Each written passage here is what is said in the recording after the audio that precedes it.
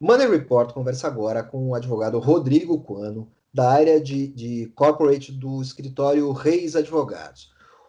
Rodrigo, você quer falar sobre a questão da PL 675 e dos problemas decorrentes do veto apresentado pelo presidente Bolsonaro essa semana a essa PL. Para uma economia que pretende se tornar cada vez mais liberal e dinâmica, o veto à PL é um atraso? O que aconteceu? Então, boa tarde, André. Obrigado pela oportunidade de estar aqui conversando com você sobre um assunto que acho que é de extrema relevância para o mercado, né?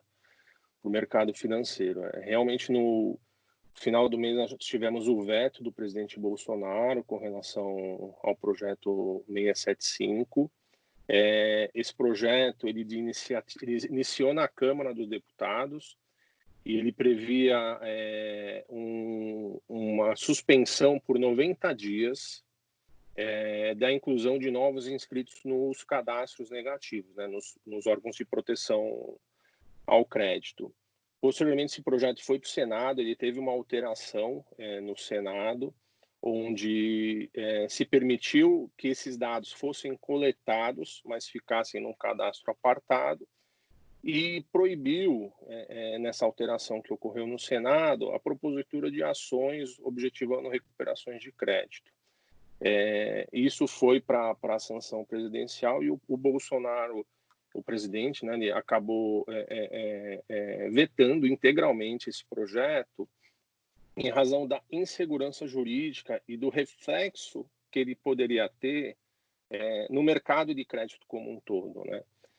O porquê eu acho que foi relevante de importância esse veto pelo seguinte: os dados eles são uma riqueza, uma informação muito rica para qualquer agente de crédito avaliar e precificar corretamente o risco. Qualquer agente de crédito que vai fomentar, conceder recursos para outra parte, ele precisa ter um mínimo de informação e previsibilidade. E a proposta, como ela foi apresentada, ela acabava criando um vazio para esses birôs de crédito. Então, o tomador de crédito, ao demandar uma necessidade de linha de crédito numa instituição financeira, a instituição financeira, ao fazer essa avaliação desse risco de crédito, ele não ia ter de forma correta, de forma mais transparente, qual que era a situação financeira daquele tomador. Qual o reflexo que isso poderia acarretar?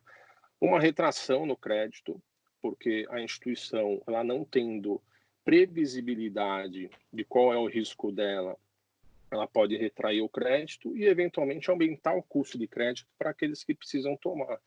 Então, no momento em que nós estamos vivenciando, onde há uma necessidade, uma carência de recursos, principalmente para a pessoa física e as micro e pequenas empresas, que representam mais de 90% das sociedades empresárias aqui no país, é de extrema importância que as informações elas sejam mais precisas e mais direcionadas possíveis. Então, quem vai conceder esse crédito, ele precisa ter essa ideia, essa previsibilidade, para que não venha a onerar ainda mais essas outras partes com uma retração do crédito ou um aumento do spread.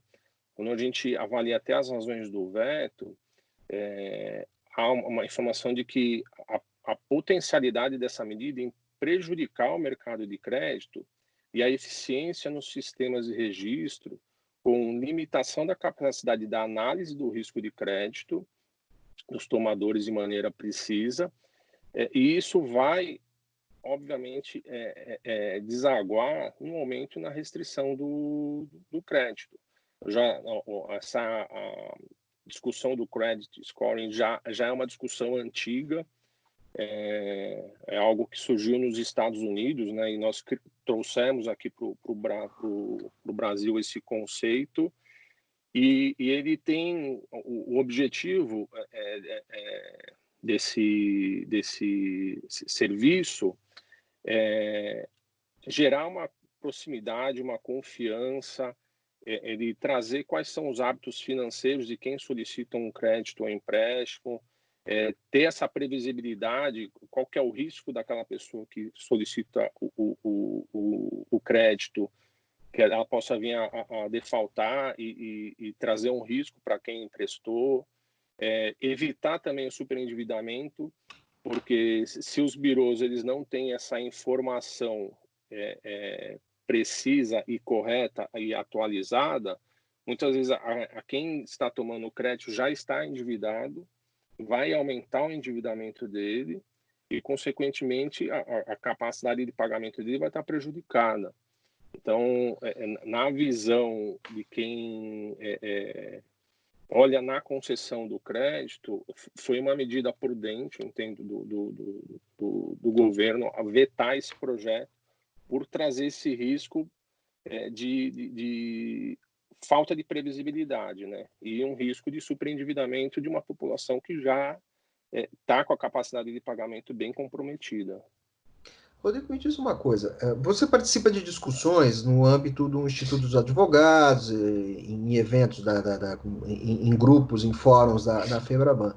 Que soluções são colocadas à mesa para essa questão?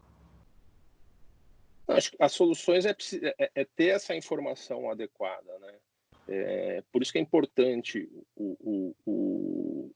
esses birôs continuarem recebendo essas informações.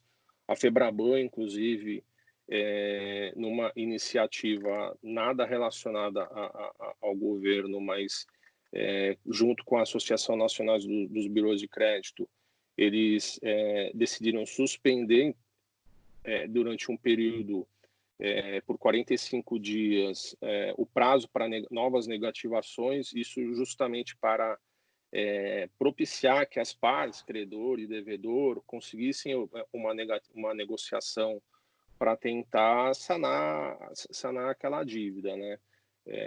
Efetivamente é importante ter essa informação para que o mercado de crédito como um todo tenha uma visão mais correta e mais clara da situação de crédito das pessoas, porque o reflexo, caso não aconteça isso, o reflexo acaba sendo muito danoso. A gente está ainda num cenário de crise.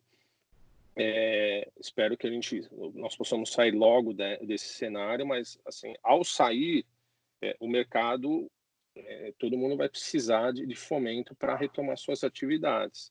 E se não tiver essa informação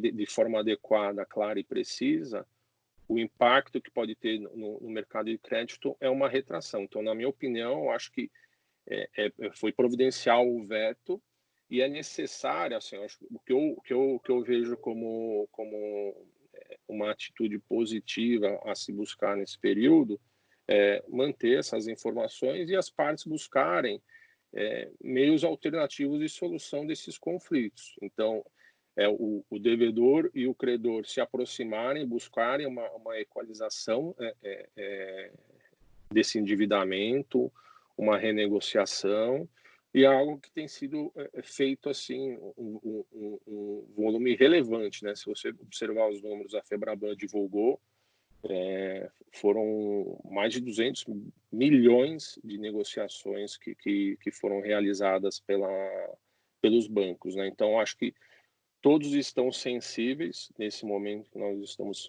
passando a não judicializar as discussões, buscar uma solução alternativa a esses pontos. A judicialização só prejudica, vai criar uma bola de neve. Na verdade, não vai criar bola de neve, ela vai travar o sistema. Sim, hoje o judiciário já é um judiciário comprometido pela quantidade de processos, né? O volume de processos que existem em curso no judiciário é um volume enorme. Então, a judicialização dessas questões, além de onerar ainda mais o Estado, porque o processo ele tem um custo para o Estado, né? Ele vai impactar na recuperação de crédito. Os credores vão demorar mais a recuperar os seus créditos. Quem está em dificuldade, em dívida, vai ficar tolhido também de tomar novos empréstimos, porque ele não vai resolver a situação dele. Então, a judicialização acaba não, assim, na minha opinião, também acaba não sendo o caminho adequado. O ideal é buscar esse ajuste de forma extrajudicial entre as partes. Eu acho que isso tem sido muito estimulado pelo mercado financeiro em tratar de forma, com meios alternativos, essas discussões. O próprio Tribunal de Justiça de São Paulo, por exemplo, ele tem estimulado isso, ele editou um provimento neste ano para buscar esses meios alternativos, a mediação entre as partes. Então, isso é essencial para que a crise ainda não venha a se agravar ainda mais. A gente hoje temos uma crise sanitária, uma crise financeira, a gente não quer também ter uma crise no judiciário. Então, é de extrema importância que se busque esse ajuste de forma extrajudicial, fora do Poder Judiciário. E, para isso, é importante que os agentes que vão fazer esse ajuste, que eles tenham a informação adequada. E a informação adequada, um dos elementos dessa informação adequada é o credit scoring. Então, é importante que esse dado esteja o mais adequado, o mais atualizado possível. Se a gente até pegar a Lei Geral de Proteção de Dados, que ainda a eficácia dela ainda não se iniciou, mas ela traz dentro de uma das bases legais para tratamento de dados a proteção ao crédito, da importância que o legislador deu a esse assunto. E você tirar essa informação dos agentes, isso vai acabar, na minha opinião, sendo um retrocesso, porque você vai retirar um insumo de uma negociação que eventualmente possa ser exitosa e resolver uma questão,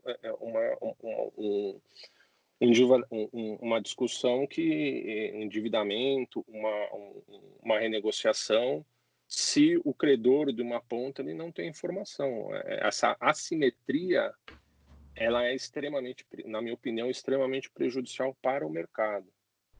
Perfeito. Meu caro, muito obrigado.